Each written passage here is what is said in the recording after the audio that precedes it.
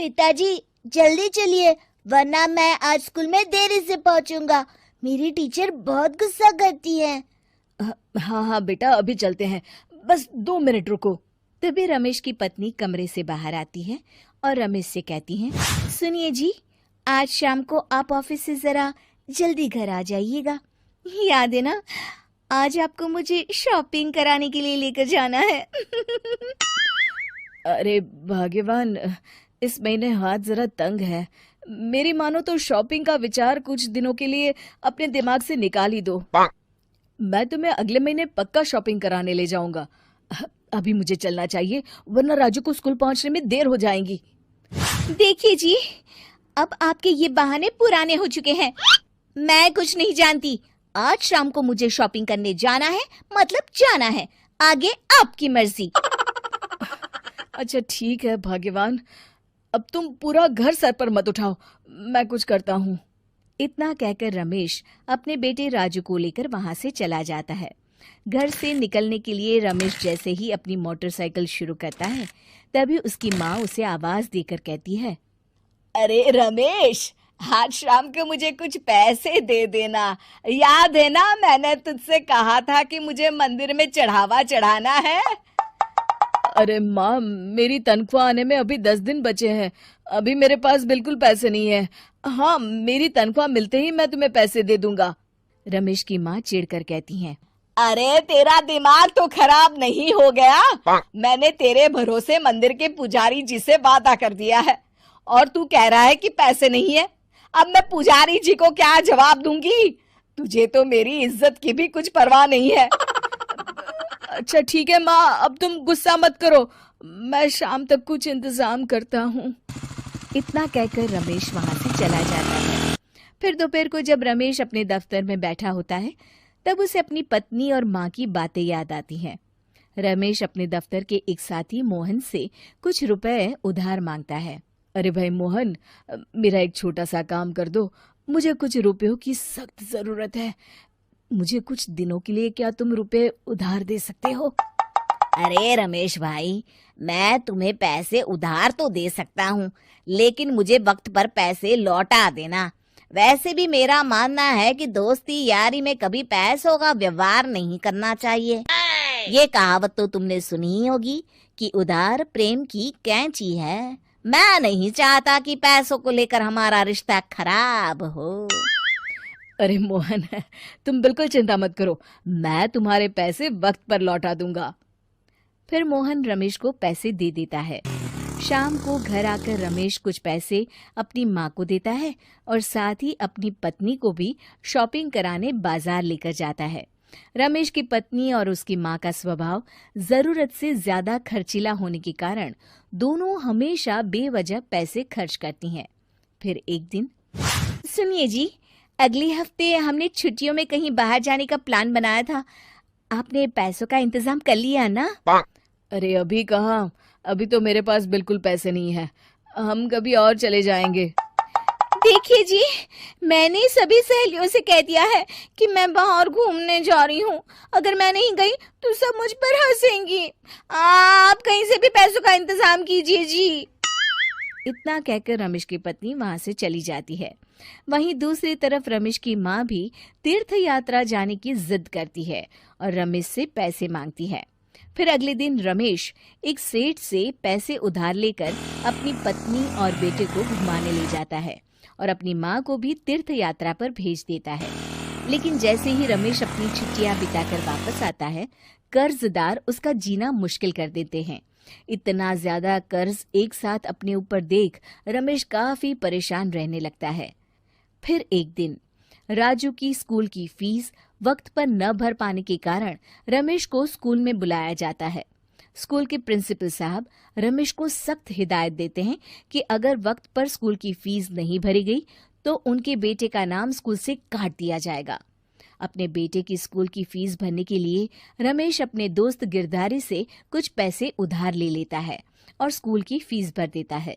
रमेश की माँ और उसकी पत्नी खर्चे और घर की जिम्मेदारी संभालते संभालते धीरे धीरे रमेश पूरी तरह कर्ज में डूब जाता है और तभी एक दिन दफ्तर में काम करते समय रमेश की तबीयत अचानक बिगड़ जाती है और वो बेहोश होकर गिर पड़ता है। उसे जल्दी से पास के एक अस्पताल में भर्ती कराया जाता है। रमेश के घर वालों को ये बात पता चल जाती है तो वे सभी अस्पताल पहुंचते हैं। अस्पताल के डॉक्टर साहब उन्हें बताते हैं, देखिए, देर रात तक जागने और जरूरत से ज्यादा काम करने की वजह से इन्हें चक्कर आ गया था। बेहतर यही होगा कि इन्हें कुछ दिनों के लिए पूरी तरह आराम करने दिया जाए।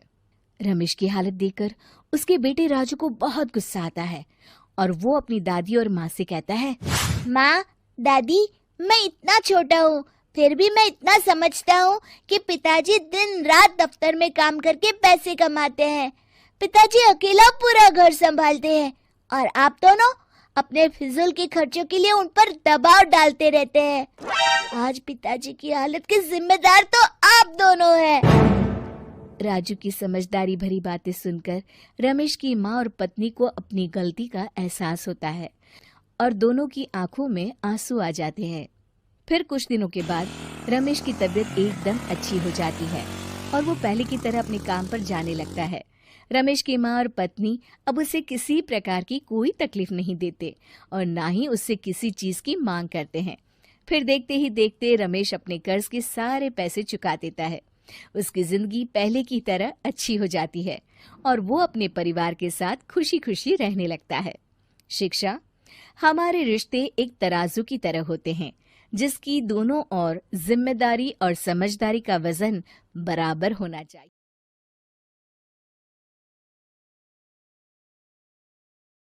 रेहाना और रवि की शादी के बाद रवि के पास कुछ नहीं था। रेहाना, तुमने मुझसे शादी करके एहसान किया है। मुझसे ज्यादा तो तुम कमाती हो।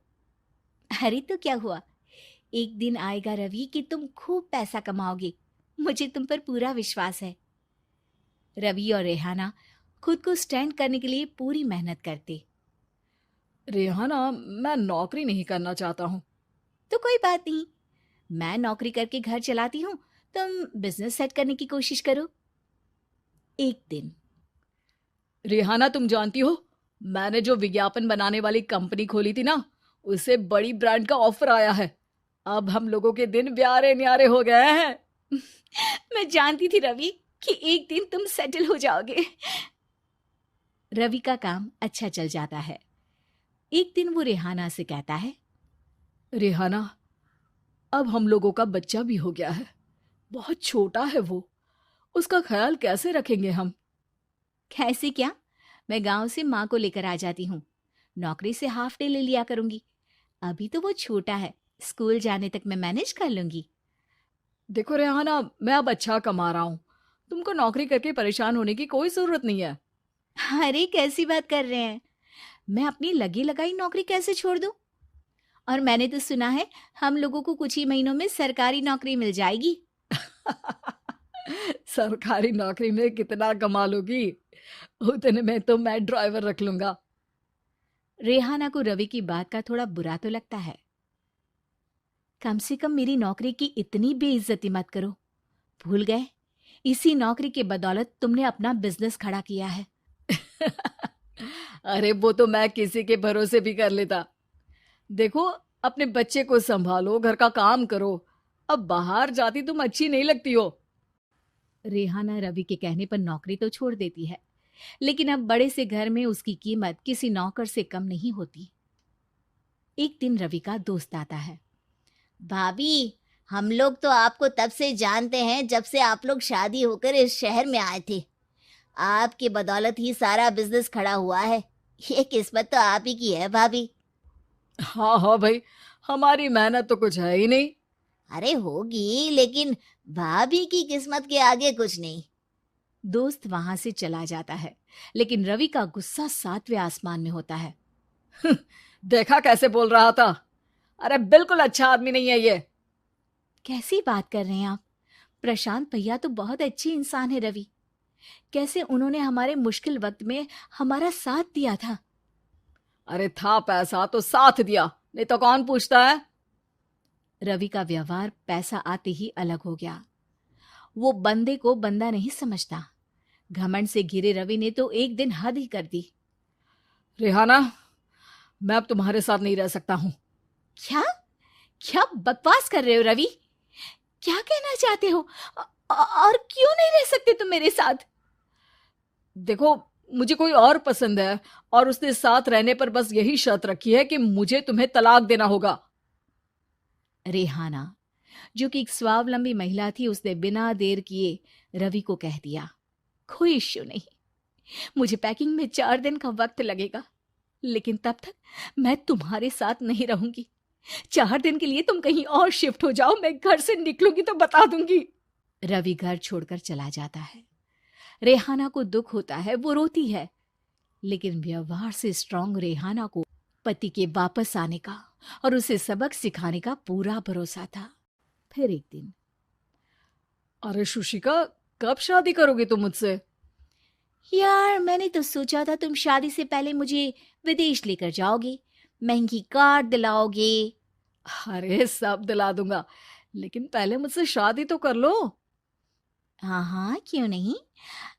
मैं कुछ दिनों के लिए अपने मम्मी पापा के पास जा रही हूँ और लोगों से अपनी शादी की बात करूंगी। अरे शुशिका, कैसे रहूंगा मैं तुम्हारे बिना?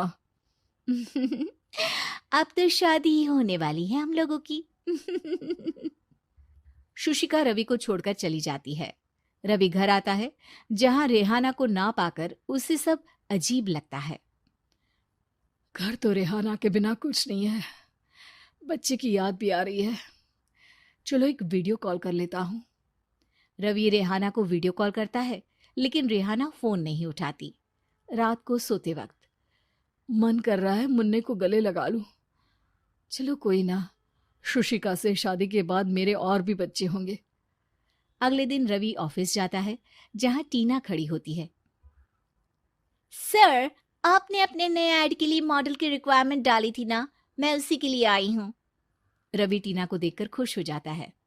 अब शादी हो गई है तुम्हारी? नहीं सर, बस अच्छा सा हैंडसम और अमीर लड़का देख रहे हैं मेरे मम्मी पापा। रवि के दिमाग से तो टीना को देखकर शुशिका का ख्याल भी खत्म हो जाता है। अरे यार, ये लड़की मिल जाए कितनी सुंदर है। शुशिका तो इसके आगे कुछ नहीं है। अब क्या तुम्हें ऐसा नहीं लगता कि मुझसे मिलकर तुम्हारी ये खोज खत्म हो गई है? आप तो 2 बच्चों की पापा लग रहे हैं। अरे नहीं नहीं, मेरी शादी तो हुई थी, लेकिन बीवी को किसी और से प्यार था, मुझे छोड़कर चली गई। खैर, टीना की दोस्ती रवि से हो जाती है, लेकिन 1 महीने बाद शुशिका रवि के पास वापस आती है। मेरे मम्मी पापा तुमसे मिलना चाहते हैं, लेकिन उन लोगों को ये मत बताना कि तुम पहले से शादीशुदा हो, और हाँ, शादी से पहले अपनी सारी प्रॉपर्टी तुमको मेरे नाम करनी होगी। अरे पागल, अब मैं तुमसे शादी ही नहीं करना चाहता। भला ऐसी लालची औरत से कौन शादी करेगा? तभी वहां टीना आ जाती है। रवि, ये पागल सी औरत कौन है? देखो, तुमने ही कह दिया ना पागल, तो पागल ही है। पता नहीं कौन है, कह रही है शादी कर लो, लेकिन शादी से पहले अपनी सारी प्रॉपर्टी मेरे नाम कर दो। बोल तो सही रही है। वैसे तुम जानती हो, मेरी एक सहेली है, उसके पति ने उसे पैसा आते ही छोड़ दिया, जबकि उसको खड़ा करने वाली ही मेरी सहेली थी। और मुझे भी भरोसा नहीं है, अगर मैं भी तुमसे शादी करूंगी तो तभी जब तुम मेरे नाम अपनी सारी प्रॉपर्टी कर दोगे। अरे हाँ हाँ, क्यों नहीं, बिल्कुल कर दूंगा। रवि और टीना की शादी की तारीख तय हो जाती है। वो अपनी सारी प्रॉपर्टी के कागज लेकर शादी वाली जगह पर पहुंचता है, लेकिन वहां टीना आती नहीं। रवि टीना को मैसेज करता है, कहाँ हो? सॉरी, मैं तुमसे शादी नहीं कर सकती, मुझे तुमसे भी ज्यादा पैसे वाला मिल गया। रवि को गुस्सा आ जाता है। वो गुस्से से सारा डेकोरेशन तोड़ रहा होता है कि वहां रेहाना आ जाती है। सर, क्या हो गया? क्या डेकोरेशन पसंद नहीं आई आपको? तुम यहाँ क्या कर रही हो?